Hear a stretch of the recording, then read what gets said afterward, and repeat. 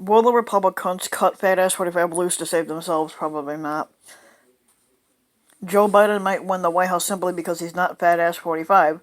The fat-ass's talent for shooting himself in the foot has always allowed his Democratic rival to avoid some scrutiny of what a Biden presidency might look like. The former vice president is getting jammed over his refusal to say whether he would pack the Supreme Court by adding more justices to neutralize its conservative majority. Congress has the power to expand or shrink the court's bench but hasn't done so for 150 years. Some some Democrats say that they want an expansion is warranted now because they believe Republicans already stole two seats. First, by refusing to confirm the then President Barack Obama's 2016 election year pick, and then by rushing to seat Trump's nominee Amy Coney Barrett weeks before Election Day. Biden claims he won't commit or reject to what they call a court packing because reporters would write about it. And you know, the moment that he answers that question, the headline in every one of your papers will be about that. He's reasoning. Biden's reasoning that sitting on the fence is safer than jumping down on either side is it because if he comes out packing the court, he could scare off Republican voters who disdain fat ass 45 and are mulling and once in a lifetime vote for a Democrat. If he promises not to expand the court, a stance suggested by his previous statements, he could dampen the Democratic enthusiasm. Americans will know my opinion on court packing when the election is over, Biden says, and his campaign is urging reporters to focus on the Republican hypocrisy over Barrett's nomination and Fat Ass 45's botched handling of the virus. When a squatter candidate refuses to tell voters what he plans to do after the election, he deserves a grilling, but Biden's probably right to bet he can get away with it given his lead in the polls.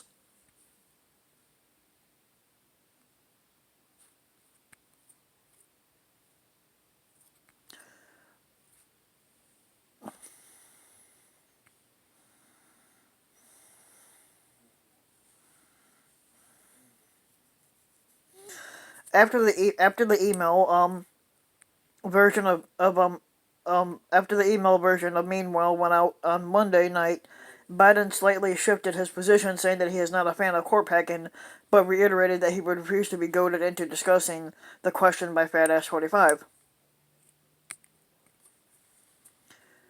And then there's a whole bunch of other stuff in this story too. White House Chief of Staff Mark Meadows had refused to wear a mask while addressing reporters on Monday, asked by CNN to leave it on. Meadows argued that he was more than 10 feet away and then declared, "Well, I'm not going to talk through a mask," and walked away. Senate Judiciary Committee Chairman Dumbass Graham, a South Carolina Republican, acknowledged the elephant in the room at the beginning of the 4-day confirmation hearing process that started on one of these Mondays that passed. Nobody's mind on the committee is going to be changed by what transpires in the hearing room. This is probably not about persuading each other unless something really dramatic happens, Graham said. All Republicans will vote yes and all Democrats will vote no. With Fat Ass 45's being unpopular, vulnerable Republican lawmakers may be weighing cutting him loose to save themselves, which I doubt they will. Some are certainly feeling the heat. Senator Ted Cruz of Texas, who has the luck not to be up for re-election this year, said on CNBC last week, what many colleagues are thinking, though Fat Ass 45 still has a shot, Republicans face a potential bloodbath if voters are angry and depressed when they cast their ballots. Arizona Senator Martha McSally, for instance, repeatedly refused to say in a recent debate whether she was proud of supporting Fat Ass 45. Iowa Senator Joni Ernst is another Republican who banked on Fat Ass 45 carrying her to victory, but now may pay a price for her loyalty. There's a long tradition of lawmakers tacking away from a vulnerable commander and a squatter-in-chief late in campaigns, and even claiming that they could serve as a check on a fat ass squatter of another party. But that's far easier than said than done with Fat Ass 45. The fat ass remains wildly. He only remains popular with his inbred base, but he's not popular with anybody else. And he has refashioned the pro-free trade elite country club Republican Party into a populist nationalist vehicle for his own personality cult.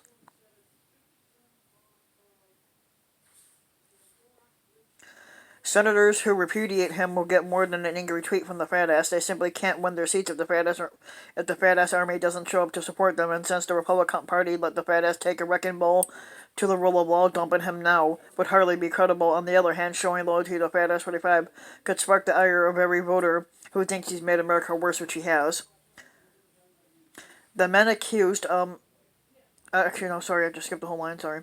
Vulnerable Republican lawmakers must hope that the fat ass's promise of massive turnout from new white working class maggot voters will materialize. Well, technically, they're not working class because they don't work, they collect welfare and food stamps, so that's not really working. But if the fat ass 45 train goes off the rails, he'll take a large chunk of his party with him. The men accused of plotting to kidnap Michigan Governor Gretchen Whitmer allegedly met in the basement of the strip mall vacuum store in Grand Rapids, Michigan. One alleged conspirator was also living in the basement after his girlfriend threw him out, and it says read the full story somewhere, but I'm not going to. But yeah.